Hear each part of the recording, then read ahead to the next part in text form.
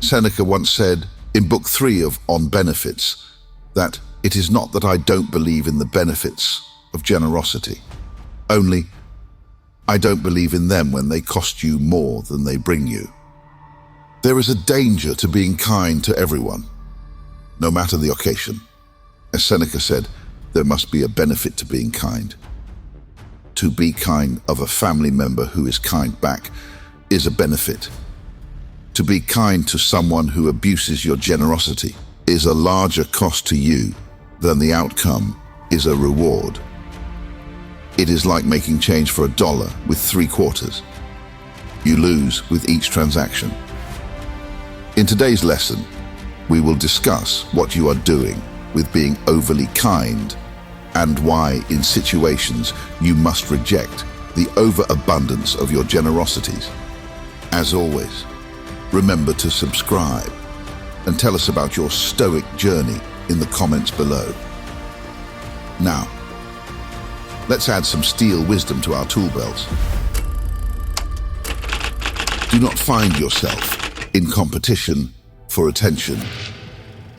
When in a relationship, make sure it is an honor for both you and your partner. Never give more of yourself to someone who is not willing to do the same for you.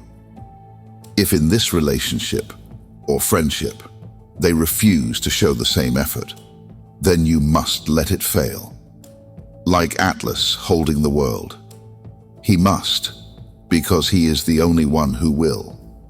Though, you also have your own world to hoist above your head.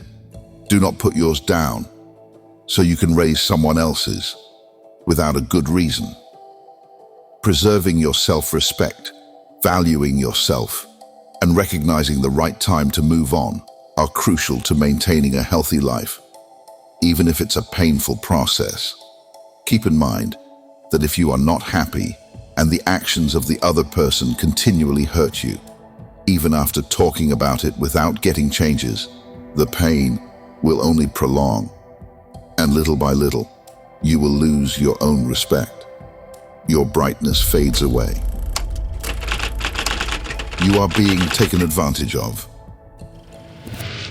One of the downfalls to being overly kind and empathetic is that there are people that will take advantage of you.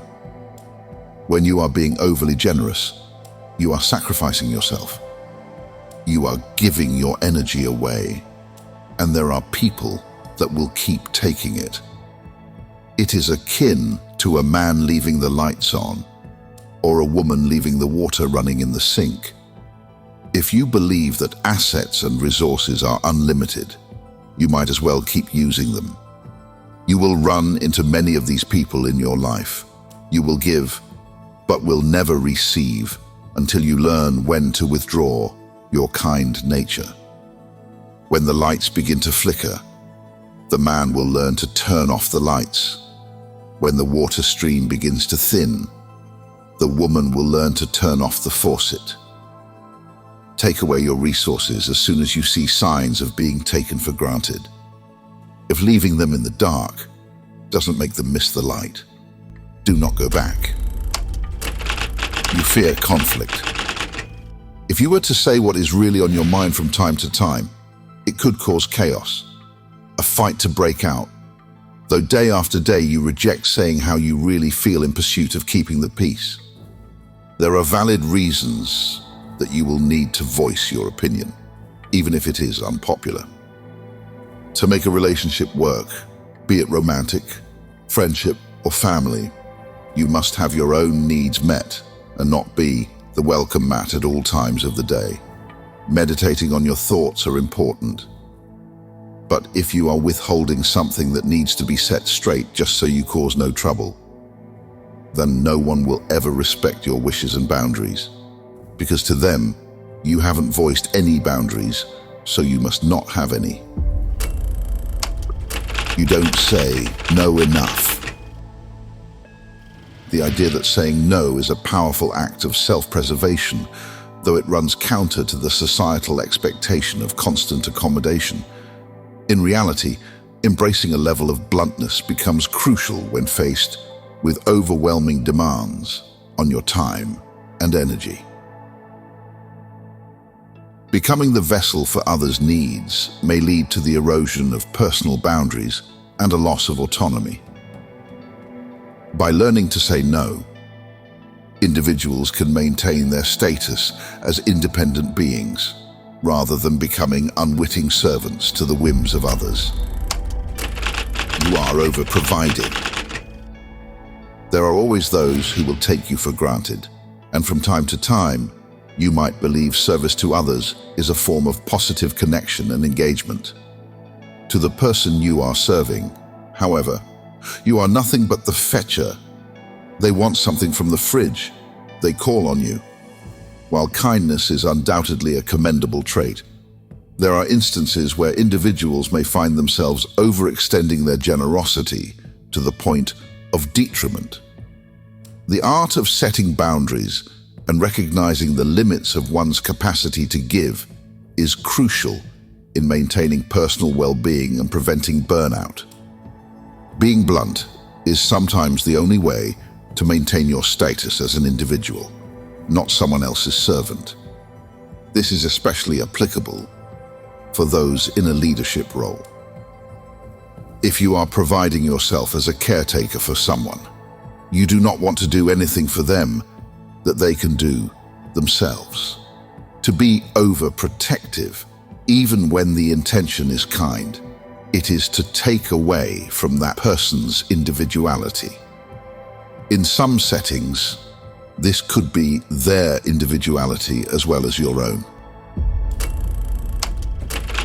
You over-apologize.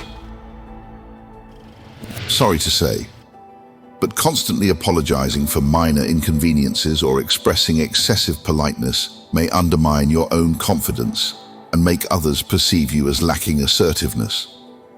Striking a balance between being courteous and asserting your needs is essential for maintaining healthy interpersonal relationships and fostering self-respect. If you find yourself constantly over-apologizing, it's crucial to reassess your communication habits and understand the root cause of this tendency.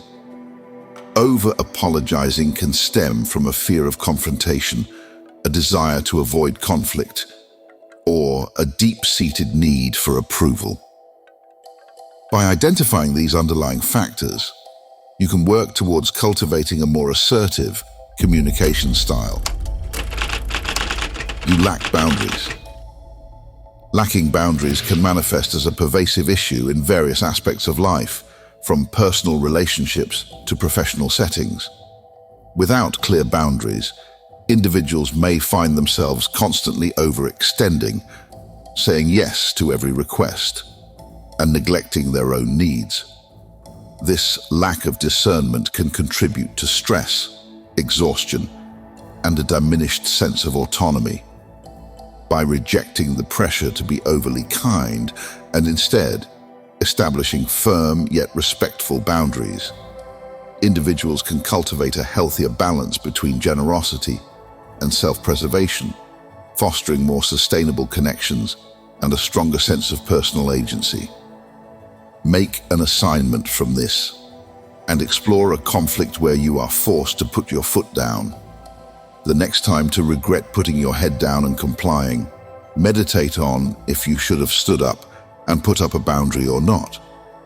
Or as said before, people will assume you have no boundaries to be crossed. You struggle to assert your needs. It is not uncommon for individuals to struggle with asserting their needs, fearing that doing so might be perceived as selfish or inconsiderate.